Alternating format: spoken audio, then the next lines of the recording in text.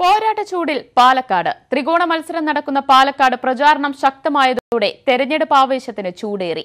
Hat trick ജയം തേടി LDF സ്ഥാനാർത്ഥി MP രാജേഷും മണ്ഡലം തിരിച്ചുപിടിക്കാൻ UDFിലെ VK ശ്രീകണ്ഠനും അട്ടിമറി വിജയത്തിനായി NDAയുടെ C കൃഷ്ണകുമാറും കഠിന പരിശ്രമത്തിലാണ്.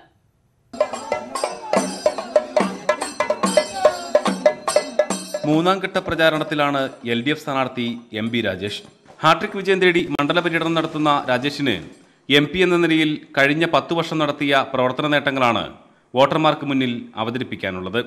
മൂന്നാം വട്ടവും വിജയം സുനിശ്ചിതമെന്ന് MP രാജേഷ്. തെരഞ്ഞെടുപ്പിൽ സാധാരണ അവസാന ഘട്ടത്തിൽ ഒക്കെ കാണുന്ന ആവേശത്തിമർപ്പ് ഒരു മാസം മുമ്പ് തന്നെ വന്നിരിക്കുന്നു. LDFിന്റെ വിജയം ആഘോഷിക്കാൻ നാട് മുഴുവൻ ഒരുങ്ങിക്കഴിഞ്ഞു എന്നാണ് ഇത് കാണിക്കുന്നത്. 4 UDFിനെ വിജയിപ്പിച്ച മണ്ഡലത്തിൽ 91 ശേഷം വിജയക്കൊടി പറിക്കാൻ കോൺഗ്രസിനായിട്ടില്ല.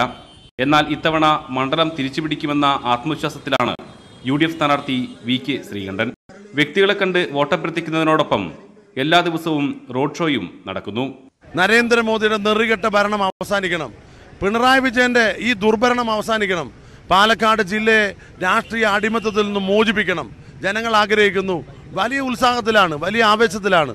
സംസ്ഥാനത്ത് BJP ഭരിക്കുന്ന ഏക നഗരസഭയാണ് പാലക്കാട്.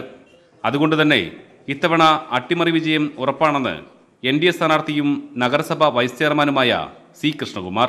ഓരോ ദിവസത്തെ പ്രചരണം കഴിയുമ്പോഴും കൂടുതൽ ആത്മവിശ്വാസത്തോടു കൂടിയിട്ടാണ് മുന്നോട്ട് പോകുന്നത്. ഇത്തവണ ഒരു അട്ടിമറി പാലക്കാട് ഉണ്ടാക്കാൻ കഴിയുന്നുള്ള ഉറച്ച വിശ്വാസത്തോടു കൂടിയിട്ടാണ് മുന്നോട്ട് പോകുന്നത്. വരും ദിവസങ്ങളിൽ സ്ഥാനാർത്ഥികൾ നാമനിർദ്ദേശ പത്രിക സമർപ്പിക്കുന്നതോടെ പാലക്കാട്ടെ പോരാട്ടം കടുക്കും.